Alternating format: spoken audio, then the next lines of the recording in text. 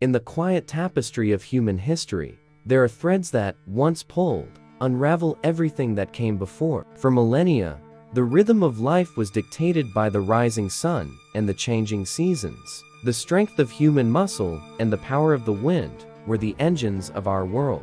But in the late 18th century, a new sound began to echo through the valleys of Britain, a sound that would grow into a deafening roar, shaking the very foundations of civilization. This was the sound of the Industrial Revolution, the moment when humanity unleashed a power that would forever alter our destiny. It began not with a bang, but with the gentle whirring of a spinning jenny. Simple inventions, born from ingenuity and necessity, began to multiply. The water frame, the power loom, the steam engine, each a small step, but together, they formed a giant leap. For the first time, we could produce energy on demand, unbound by the limitations of nature. Coal, the black heart of the earth, became the fuel for a new age. Iron, forged in fire, became its skeleton. The world was being remade, not in the image of gods, but in the image of the machine. This new power was magnetic.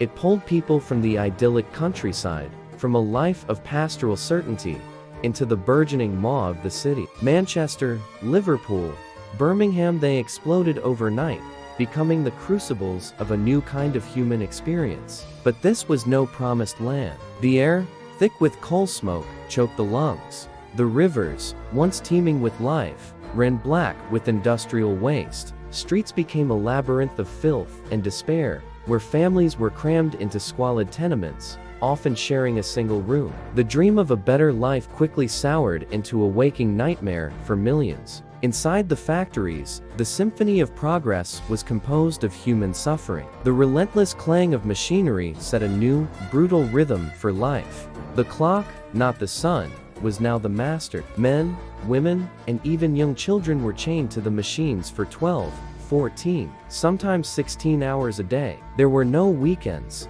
no holidays, no sick leave. The work was mind-numbingly repetitive and exceedingly dangerous. A moment's inattention could cost a limb or a life. The factory floor was a battlefield, and the casualties were the anonymous poor, their bodies broken for the sake of efficiency and profit. They were no longer artisans or farmers. They were cogs in a vast, impersonal mechanism, their individual skills and humanity rendered obsolete. This revolution forged a new social order. A chasm opened up between the few who owned the machines and the many who served them. The industrialist, the factory owner, the capitalist, these were the new kings, their wealth accumulating at an unprecedented rate.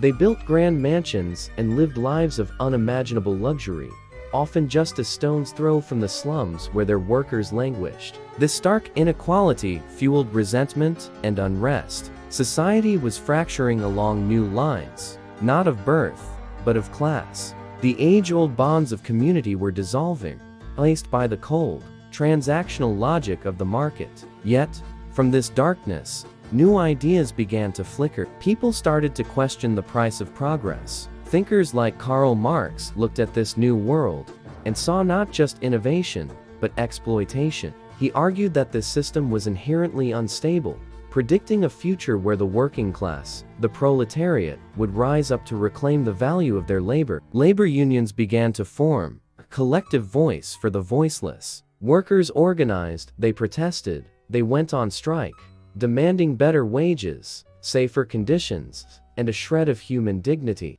These early struggles were often met with brutal suppression, but they planted the seeds of change, seeds of the rights and protections we often take for granted today. The ripples of the Industrial Revolution spread far beyond the shores of Britain. Its technologies, the railway, the steamship, the telegraph, compressed the globe. Distances that once took months to traverse could now be covered in days. The world became smaller, more interconnected, but this new global network was not one of equals. Industrialized nations, armed with superior technology and firepower, embarked on a new era of colonialism. They carved up continents, plundering resources to feed their insatiable industrial appetites, imposing their will upon vast populations. The engine of progress for one part of the world was fueled by the subjugation of another. As the 19th century gave way to the 20th, the nature of the revolution continued to evolve. The first wave was built on coal and iron. The second was powered by electricity,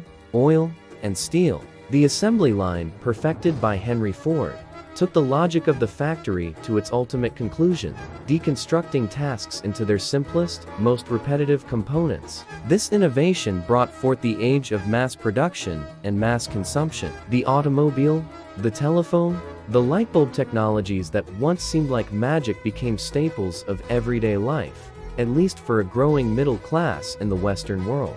Our homes, our cities, and our very sense of self were reshaped by these new inventions. Looking back from our 21st century vantage point, we are the direct heirs of this revolution. We live in the world it created. Our digital age, with its algorithms and artificial intelligence, is merely the next chapter in the story that began with the steam engine. We've traded the factory floor for the open plan office, the loom for the laptop. But the fundamental questions remain. What is the relationship between humanity and the technology we create?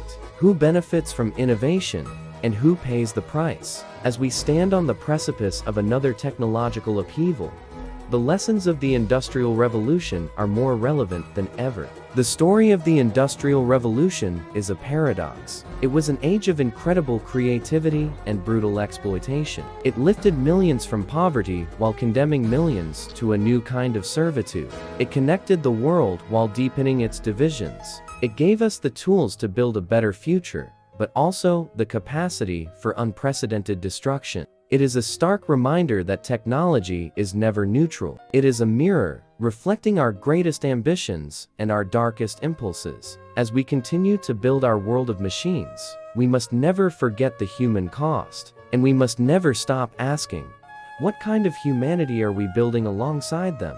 Thank you for watching. If this story resonated with you, consider subscribing for more journeys into the forces that shape our world. Stay curious,